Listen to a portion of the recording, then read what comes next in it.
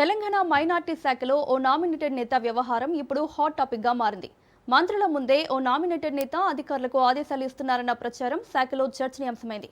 ముసార్ల షఫీ అబ్దుల్లా భాష్యంతో మొదలైన ఈ వివాదం ఇప్పుడు మైనార్టీ కార్పొరేషన్లో రాజకీయ జోక్యం పెరిగిందన్న ఆరోపణలకు దారితీస్తోంది. నామినేటెడ్ పదవిలో ఉన్నప్పటికీ అధికారులపై పెత్తనం చేస్తున్నారన్న విమర్శలు వినిపిస్తున్నాయి.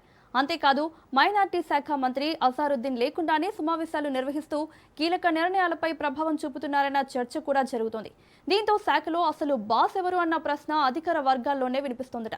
ఈ వ్యవహారం ఇప్పటికే ప్రభుత్వ పెద్దల దృష్టికి వెళ్లిందన్న ప్రచారం సాగుతుండగా శాఖలో అంతర్గత అసంతృప్తి కూడా పెరుగుతోందన్న టాక్ వినిపిస్తోంది. మైనార్టీ కార్పొరేషన్లో జరుగుతున్న పరిణామాలు ఇప్పుడు రాజకీయంగా ఆసక్తికరంగా మారాయి.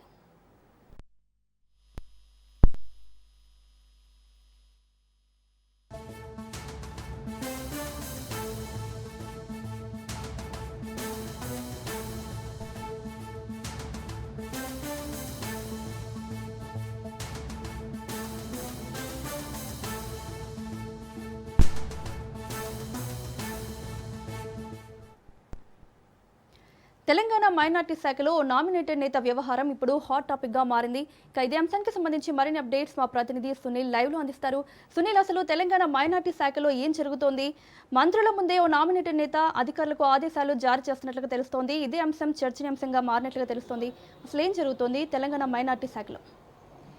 మైనార్టీ శాఖకు అసలు మంత్రి ఎవరు అనేది ప్రస్తుతం రాష్ట్ర వ్యాప్తంగా తీవ్ర చర్చ అవుతుంది. ఎందుకంటే ప్రచారంలో ఉన్నటువంటి ప్రస్తుతం మైనార్టీ మంత్రిగా ఉన్నటువంటి అజారుద్దీనా లేక ప్రచారంలో ఉన్నటువంటి నామినేటెడ్ పోస్ట్లో ఉన్నటువంటి వ్యక్తి ఈ యొక్క మైనార్టీ శాఖను నడిపిస్తుందనే చర్చ కూడా సచివాలయంలో జోరుగా కొనసాగుతుంది. అయితే మంత్రికి ప్రమేయం లేకుండానే మైనార్టీకి సంబంధించినటువంటి విభాగాల్లో తలదూర్చడం, అదేవిధంగా పోస్టింగులు, మరోవైపు అధికారులపై క్లాసులు తీయడం, అధికారులతో రివ్యూలు చేయడం పట్ల ప్రస్తుతం ఈ యొక్క శాఖ తీరుపై కూడా పూర్తిగా చర్చనీయాంశం మారిన పరిస్థితి కనపడుతుంది.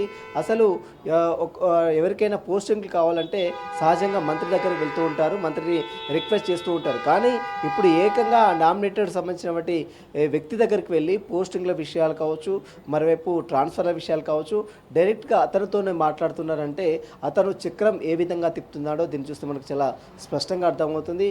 ఇదంతా కూడా పై వరకు వెళ్ళినట్లు కూడా సమాచారం తెలుస్తుంది. సీఎంఓ వర్గాల వరకు వెళ్ళింది. కేవలం ఒక్క శాఖకు మాత్రమే ఇతను పరిమితం కాలేదు. అటు హోంశాఖ కావచ్చు, మున్సిపల్ శాఖ కూడా ఇతను ప్రమేయం చేసుకొని మరీ అధికారులను భయభ్రాంతులకు గురి చేస్తున్నారు.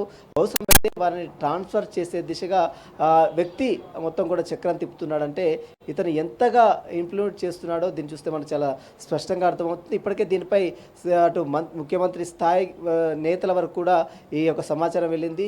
ఎందుకు అసలు ఆ నేతపై ఎందుకు చర్యలు తీసుకోవడం లేదు? ఒక షాడో మంత్రిగా పనిచేస్తున్నటువంటి వ్యక్తిపై ఈ రకంగా ప్రచారం కొనసాగుతున్న నేపథ్యంలో ఎందుకు అతనిపై చర్యలు తీసుకోవడం? కేవలం నామినేటెడ్ వ్యక్తిగా, మైనార్టీ నామినేటెడ్ పోస్ట్లో ఉన్న వ్యక్తే ఇంత పెత్తనం చెలాయిస్తుంటే మిగిలినటువంటి శాఖకు సంబంధించిన విషయాలపై కూడా ఎందుకు జోక్యం చేసుకోవడం లేదనే చర్చ కూడా కొనసాగుతుంది. ఇదే తరహాలో ఇలానే కొనసాగితే మాత్రం అన్ని శాఖలకు సంబంధించిన విషయాల్లో కూడా తలదూర్చి అందరి అధికారులను కూడా భయభ్రాంతకు గురి చేసి చకచక పనులు చేయించుకునే వ్యక్తిగా అతను అటు మారుతుండడం పట్ల సర్వత్రా విమర్శలు అయితే తలెత్తున్నాయి. ఇప్పటికైనా రాష్ట్ర ముఖ్యమంత్రి ఈ విషయంలో స్పందించి ఈ యొక్క మైనార్టీ సెల్కి సంబంధించిన విభాగంలో జరుగుతున్నటువంటి ఈ వివాదాలకు ఫుల్ స్టాప్ పెడతారా లేదనేది కూడా ప్రస్తుతం సీఎంఓ వర్గాల్లో తీవ్ర హాట్ టాపిక్గా మారిన పరిస్థితి కనబడుతుంది. Mounika. Right Sunil, thank you.